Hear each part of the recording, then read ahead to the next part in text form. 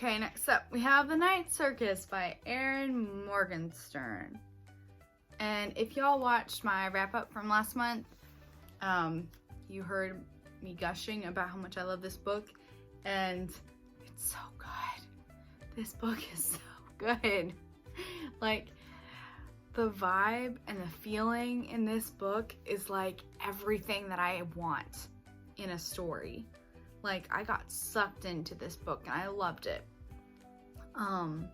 It's set in a circus, and the circus is like one big competition, and like I don't want to spoil anything. I feel like saying anything spoils it. Like, you just kind of have to read it, because if I tell you anything about it, it ruins it, because it's one of those stories where you find out little bits and pieces as you go along. So it's awesome, and it's a #1 national bestseller.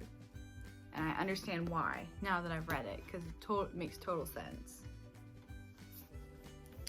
Okay, The Wicked Deep by Shay Earnshaw. I just finished reading this one actually, but I got it last month. So this is about a girl, and she lives in this town called Sparrow. And every summer, 3 witches who were drowned 200 years ago come back and possess the bodies of 3 girls, and then they proceed to drown boys as revenge because they were drowned 200 years ago. And it's the story is told from a girl named Penny's perspective, and it was good. I liked it. I don't know. I think I would have probably liked it a little bit more if I had read it back in October, like right around Halloween. Okay, next up we have The Sun Is Also a Star by Nicole Yoon. I actually got this from Walmart, hence the Walmart sticker still on it. I've been wanting to read this book for a long time, and I just never got it. But I finally picked it up last month, and okay, so the entire book is set over the course of one day, and it's told from 2 different perspectives, Daniel's and Natasha's. And Natasha's family is being deported back to Jamaica, and Daniel, his parents want him to go to medical school, and he does not want to go to medical school. And they basically, I mean, you know that they fall in love because it says it on the back. But like, it doesn't feel like one of those, oh, love at first sight things. It's not like that. It's, I don't know, I feel like you really get to know the characters, even though it's only over this one day. And by the end of the book, I was totally rooting for both of them. So, yeah, we are finally getting down to the hardbacks in the stack. And these are the ones that I got yesterday, or the majority of them are. Okay, so we have The Forgotten Book by, Mitch Thild Glasser. God, I don't even know how to pronounce that name. So, honestly, looking at the back right now, I'm kind of thinking that maybe this is a sequel. It doesn't say that it is, but the other book cover on the back that she wrote first looks like the art's the same, like they belong in a set together. Maybe not. I don't see anywhere where it says that. Okay. Anyway, The Forgotten Book. It's about a girl named Emma. She finds an old book in an abandoned library. She starts writing things in the book and they come true. Yeah, I don't know. It sounds kind of interesting, and plus the cover is so pretty. So, you know, I will buy books for the covers, for the pretty covers. I think that's okay. All right. Next up we have The Wish Granter by CJ Redwine, and It's a Ravenspire novel. The stories say the Witch Granter is an ancient fey creature who can grant you the desire of your heart. They don't say that in 10 years he'll return for your soul.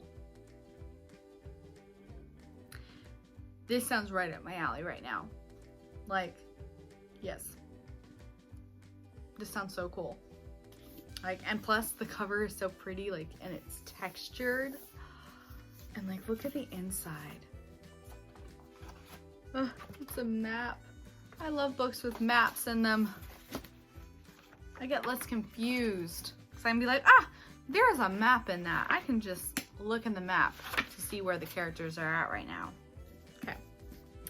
Next up, we have The Rose and the Dagger by Renee Athith.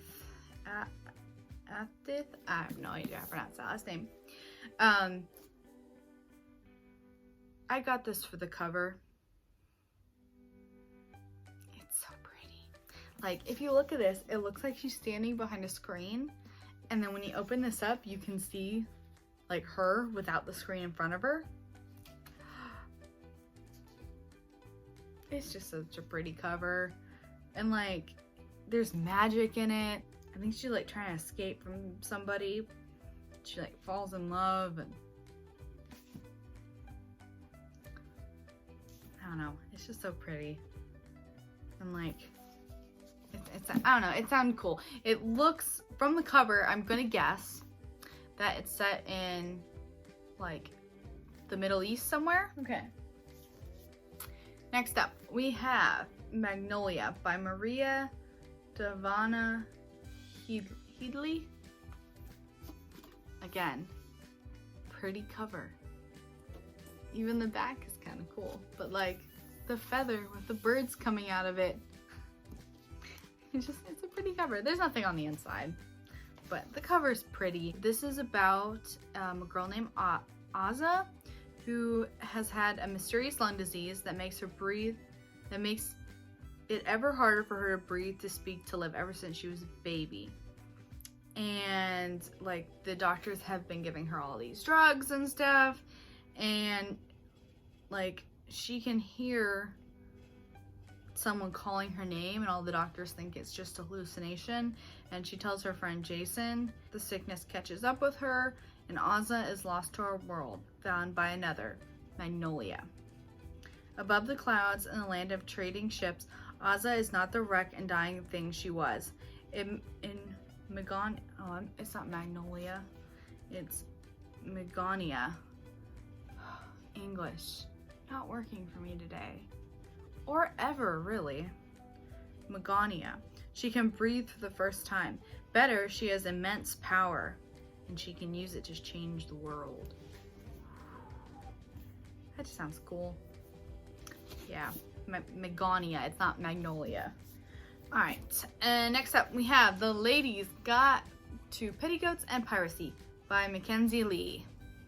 So I listened to The Gentleman's Guide to Vice and Virtue last year, and I really liked it. I thought it was funny, and yeah, it was a really fun read. And so this is about the sister, which I think is really cool, that like, you know, you have a brother-sister duology. Like, I don't know about too many duologies that have that dynamic within them.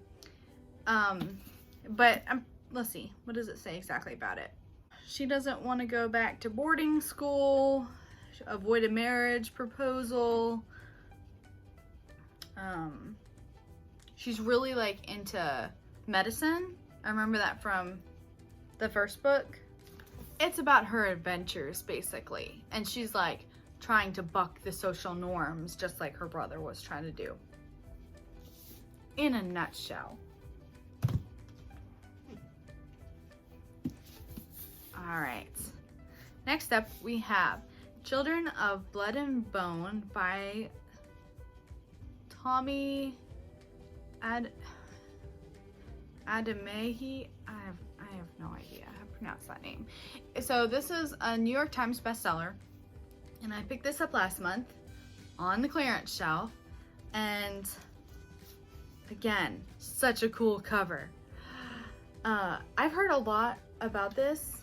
Ooh, there's a special map in this one too, and look at the inside. Yes. I've heard mixed reviews on this. So some people really like it. My sister did not like it at all. So I'm curious. I'm very curious to see how I'll like this. I know that it's, let's see, what does it say?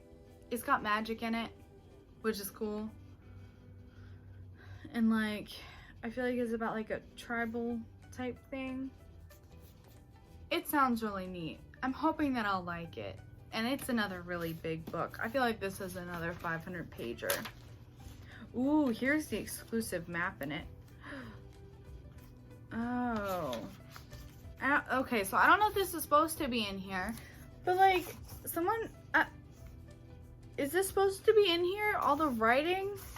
Or is that why it was on clearance? So confused. I'm not gonna tear the map out, but yeah, there's like a cool map in here too. Anyway, yeah, another big book. All right, next up we have Because You Love to Hate Me. I'm not gonna even list off who it's by. It's kind of a cool book because it's a collaboration between, I think it's 13 really popular YA authors and 13 popular booktubers. And it's basically a retelling of the villain stories from like childhood stories like Snow White, Jack and the Beanstalk, Sherlock Holmes.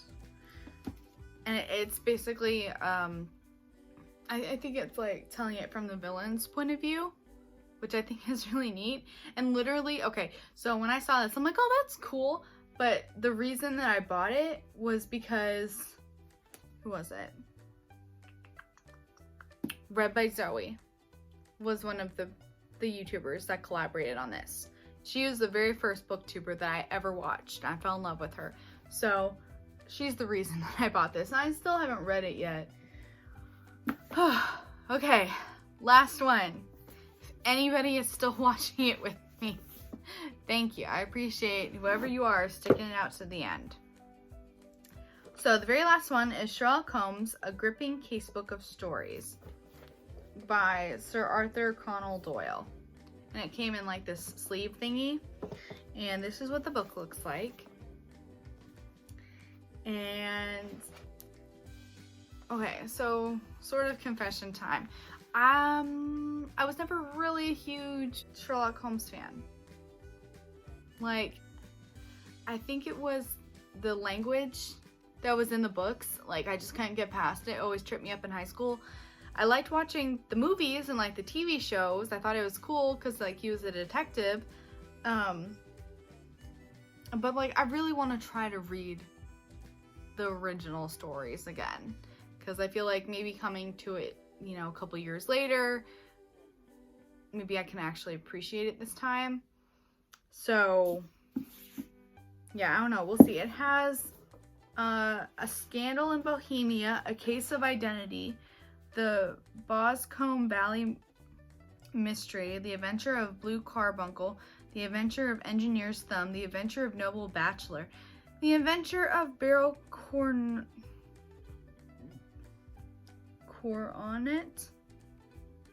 and then The Memoirs of Sherlock Holmes, The Yellow Face, Stockbroker's Clerk, Gloria Scott, The Crooked Man, The Resident Patient, The Greek Interpreter, The Naval Treaty.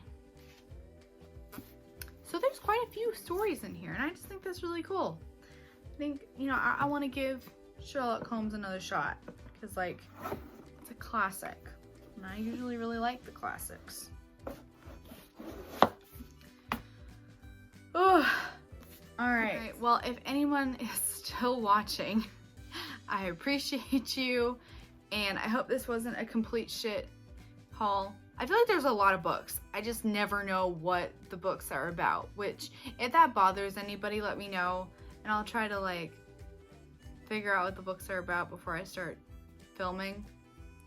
But I feel like half the fun for me is not knowing what the books are about. Like, I'll read the back when I buy them, and then like, you know, I just never I'll never read the back again. That way when I pick up the book, it's a surprise. And I like that. Like, I like being surprised by books. Makes reading more fun, I think. So yeah, that's why I don't read the covers. But then when I go to film, I don't know what I'm talking about. So yeah, it's like a double-edged sword there. All right, well, that is it for today. I appreciate y'all watching, and I hope you have a wonderful day. Bye.